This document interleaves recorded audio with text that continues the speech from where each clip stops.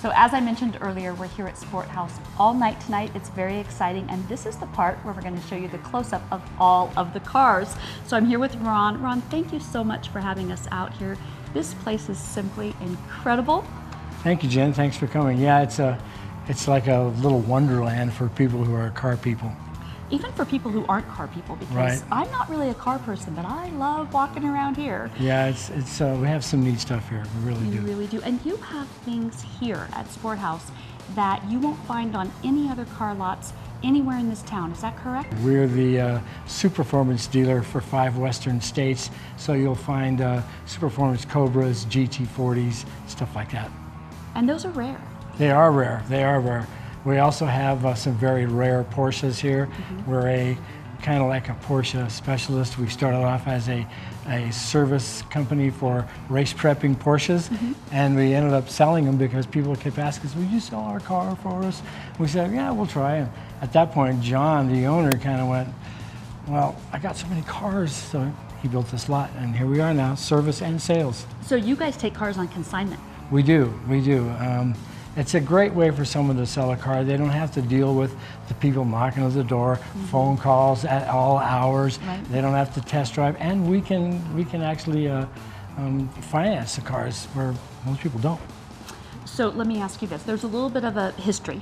I mean, Sport Haus was, big here a while back, then not so much, and now you guys are back and better than ever. So tell me the history. We are back. The history, well, John McClure started Sport Haus about 36 years ago, like I said, as a race prep shop for Porsches, and got bigger and bigger, and like I said, people kept asking him to sell cars.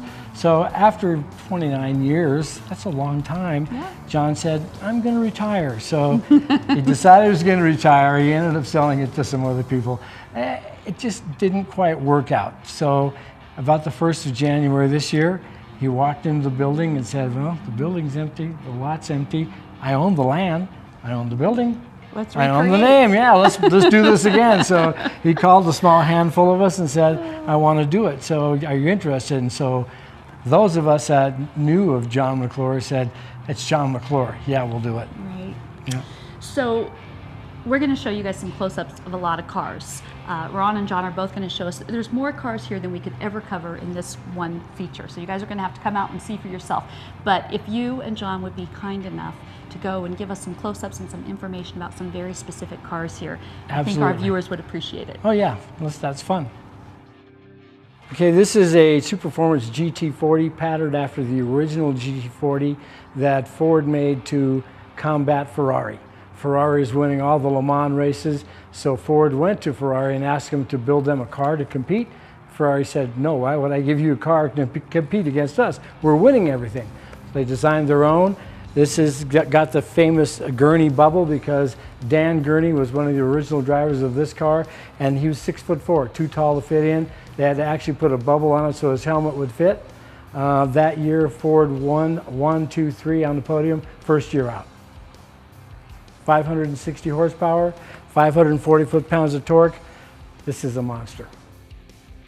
This is a Super Performance GT40 also, but it's a Mark II. It's a little newer version. It doesn't have the scoops and things that the first one had because they had the cooling problems all solved at that point. This one's 580 horsepower, 560 foot-pounds of torque. It has a total of 13 miles on it. This is a supercar waiting to be driven. This is a very special car. This is a 1999 Shelby Series 1. They only built 249 of these.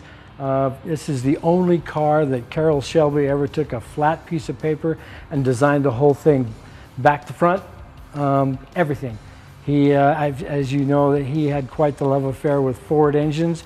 He asked Ford for an engine. They told him no. So his revenge was when he designed this car. This 427 Cobra at that point had a top speed of 160. He designed this one, top speed 175. A very unique car and one of a kind, and there will be no more of these. This is a 1968 911 Porsche, all factory original, original paint, original interior, all the drivetrain is original. It's been stored for quite a few years. It's virtually flawless. Yellow one has been restored. It's a 1964 356 SC, and it's been completely redone. It's just in beautiful condition. Engine, drivetrain, everything. Silver one is a 1969 911S. Not original, it's been repainted. It's a factory sunroof. It's been well cared for many years. Then the red car is a 1988 factory turbo slant nose. Well, it's been a repaint, but other than that, it's pretty original.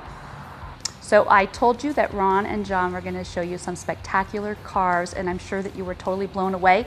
I hope you'll all take the time to come out here and look at everything on the lot, because like I said, we only had the time to show you a small fraction. Right here on Virginia Street, you can see it from the freeway. You really can't miss it.